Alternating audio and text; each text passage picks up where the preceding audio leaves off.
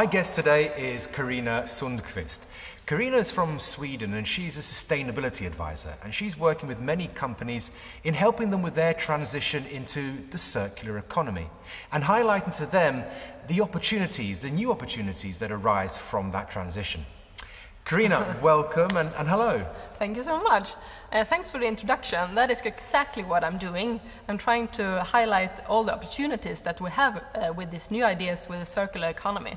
Well, it's not really a new idea, but some of it is new. We're now talking about your personal experiences. And so when you go to visit companies, is it generally the case that the company is rather ill-aware of the potential and the opportunities, that it requires a bit of coaching from you, or is it the case that they're really understanding what's there and they just need some help in getting there? What do you usually find? I think that companies mostly rather quickly understand the concept because it's not so difficult to understand. But the difficulties is when it comes to realization in your own company. And sometimes I give workshops, and in that you brainstorm new ideas how you could add this to your business model, because the companies, they can't switch everything at the same time. They must switch a little bit and a little bit again. So, but I think that many companies seize the huge opportunities. And I would also like to talk about the Ellen MacArthur Foundation. She has something called the Circular 100s. And there is a huge crowd of companies that want to make the change, like H&M, we have IKEA, we have different kinds of big global brands. And they are making the change now with the help from Ellen MacArthur Foundation. So that is also something that you could do. There are help everywhere. So if you need somebody to just brainstorm and get so you can keep moving forward, there are always help all around. But is there a general, so what's the key component of all this? Is it really ownership of the materials? Is it really important that, for example, IKEA maintains the ownership of all its products? Therefore, no, I don't think always so. has to be responsible for that. I don't think it's necessary that they own the materials all the way, but I think it's necessary that they take responsibility for the materials. So, like in Sweden, we have a really good recycling infrastructure. So we as much as 70% of all the household garbage is sorted now, and also everything that goes from food waste, like the things that you eat, and then we have a little a paper bag that we throw all this in, and it goes to anaerobic digestion, and then we make biogas with it, and we run our buses on it. So everything can be used, but you need the infrastructure to make this happen. And I think that companies can come together and work together to solve this. Because we are doing it in Sweden, and it works really well, but we are not perfect, but we are coming far away. And I think that the recycling system is something that we could export to other countries, so you much faster accelerate it. Certainly, during this series of Let's Talk About It, we've spoken to several people who are involved in the waste management process.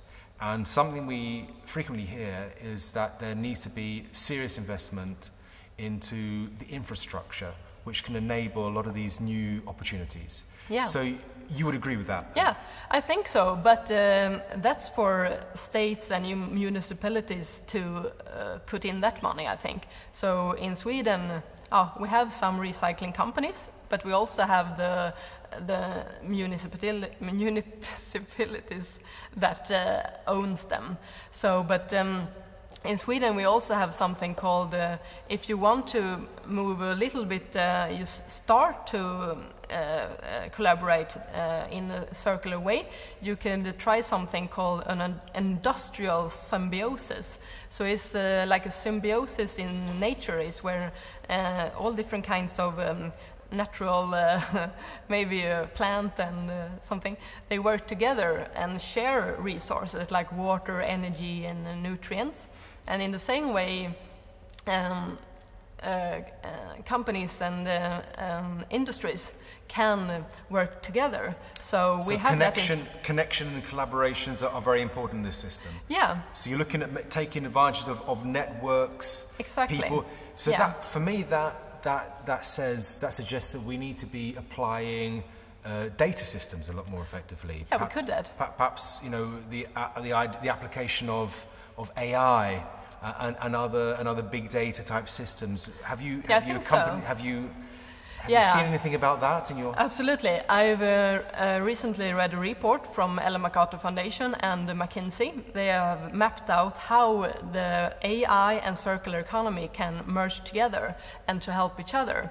Because I think that AI, that is really good at finding patterns, optimization, everything that we can use to transform this much more quicker, because we can't do all this thinking in our brains. I think we need to get help. So I think that artificial intelligence really can help us at the moment. And for this, one example, the European Aerospace Agency, they wanted to find an alloy that could be used in aerospace craft, and they wanted to 3D print it. So it was aluminium, but they didn't what kind of aluminium should we use that are aerospace grade. Yes. So they had 10,000 of possible alloys, and then they put an AI to just check this, what kind is the best, and then the AI came out with 100 possible alloys for aluminium that they could use for 3D printing. Mm-hmm. So that is exactly what I mean, that we can use AI to find patterns and to find the right thing that we can then use for a circular economy. Because a circular economy means that it is, it's also it's without poison, and it's not hazardous in any way. And all the materials should be in the loop, and that's what we aim for all the time. So, okay, so that's clear that the emerging technologies can help us with the transition into a circular economy. We need to work closer together. Presumably there has to be quite a bit of sharing of data between companies so that they can make use of the economies of scale, or the economies that the circular economy offers them.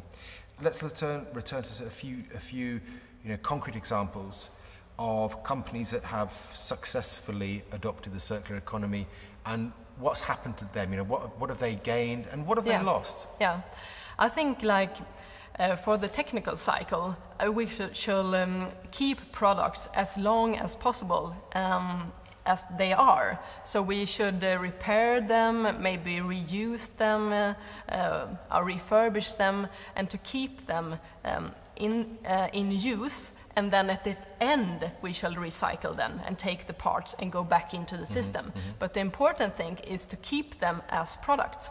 And that's why design is really important. So circular design thinking is something that is really important now. So we think about everything how the materials will flow through the system, and we plan for that when we design the product.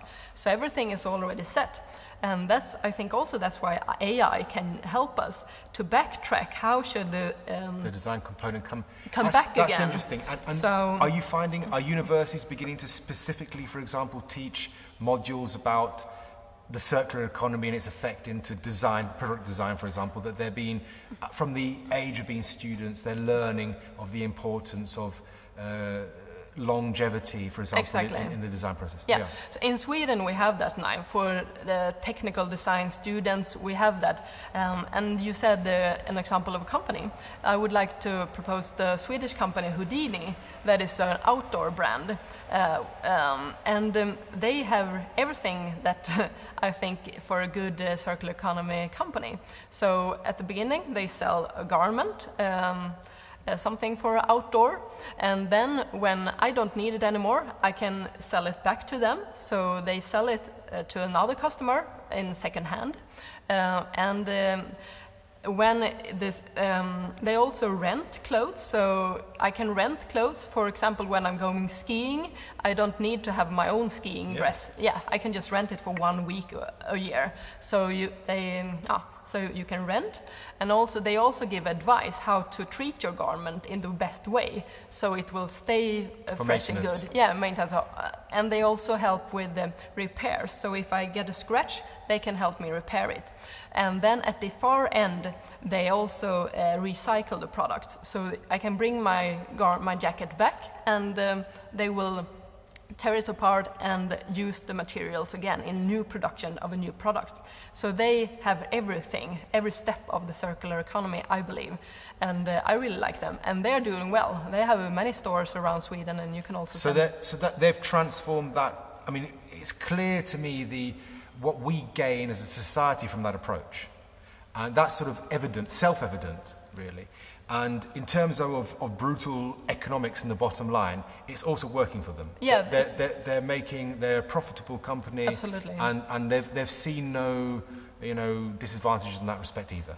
No, probably they may have, but it's a transition. I think that companies need to have that approach that, okay, we can never be done.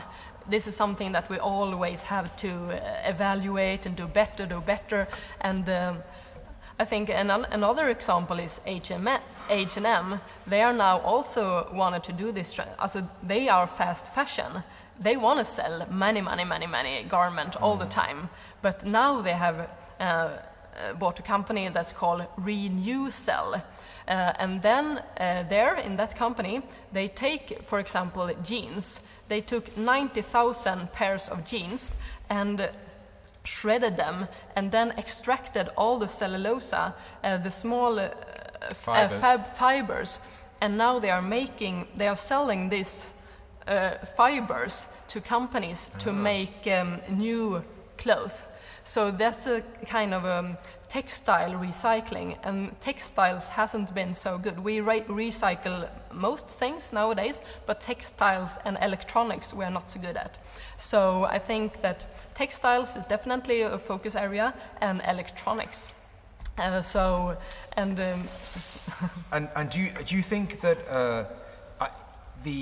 from the experiences you have with dealing with such companies, does it have to be a very enlightened CEO, management level that are determined to apply themselves to the circular economy? Or is it a case they can feel an upward pressure from consumers who are making consumer decisions in giving premium, willing to sort of pay for that approach? How do you see that? Probably both. But I think that if you as a CEO really look into this, you can see all the advantages for your brand and for doing good for society. I think that you should, as a CEO, be a leader and show leadership in this, because the planet really needs it at the moment. So we need really bright and smart persons to come up now with new ideas, because I think that circular economy, you can do a lot of innovation, and that's so much fun. I mean, that's the best thing, to do innovation. And then when you have these loops and you have these things that you can use, then it's much more easy to be innovative. So I think the best time is now, actually, for a brand and for a company. So the best time is now, yeah. But you're talking now very inspirationally, I might add, about rather big change. Opportunity for innovation. You mentioned new ideas, new thinking. Yeah. Often new thinking, new ideas, big change is a destructive thing. It's constructive and destructive. Yeah. And so it might probably be the case there's going to be winners and losers from an adoption of the circular economy. So from your experience and your opinion, who are going to be the winners and who are going to be the losers? Yeah, as you say, I think for another example, the Swedish company Spotify, they are providing music now digitally, but before we all had CDs. The young people may not remember that, but we all stored lots and lots of CDs that were made of plastic and took a lot of space at home. Now we don't have that anymore. So they are a very disruptive company. We are sending just data and we can listen to all the music in the whole world. So I think that is something that we will see a rapid switch of, okay, we used to use CDs, now we don't do it anymore, we just send data. So companies need to prepare for disrupting. It could be faster than it can be faster. And then, so I think that you should now stay alert and to have really huge ears and listen and try to stay at the front. And circular economy is at the front. AI is also at the front. So if you could use both AI and circular economy, I mean, nothing could go wrong. So I think that let's just be innovative and make this transition. So and the winners and losers. I didn't come to that. So I think the winners are those with the mindset that, yeah, we can adapt this and I want to do this. So I think that is the approach that we should have at the moment, because this offers solutions. Before we didn't have so much ideas of what to do. We just saw the negative impacts of our linear economy in environmental issues, in global warming. So we really need to act fast now. And of course there will be some losers maybe, but I think that we all could be winner. This is a win-win-win situation, both for customers, for companies, and for the nature, the environment, I think. So perhaps the only losers will be those who aren't able to adapt? Or no, those who will be left behind. They will be left behind, sadly, but we are moving on. Well, Carina, thank you very much for a wonderful overview of the opportunities. I think it's a very optimistic viewpoint that you have about what the circular economy can do for us all, whether we are consumers or producers or companies or whomever we might be. Then that's, I think, an optimistic point where we can bring our discussion to a close. So may I wish you a very pleasant week here in Prague. Thank you so much. And thank you for coming here to talk about what you've learned about the circular economy. I have a small gift really? to say thank you. You know, feel free to, on camera, to open it up. Yeah, what is it? Oh, it's a t-shirt. It's a t-shirt. Yes. Thank you so much. Let's talk about it.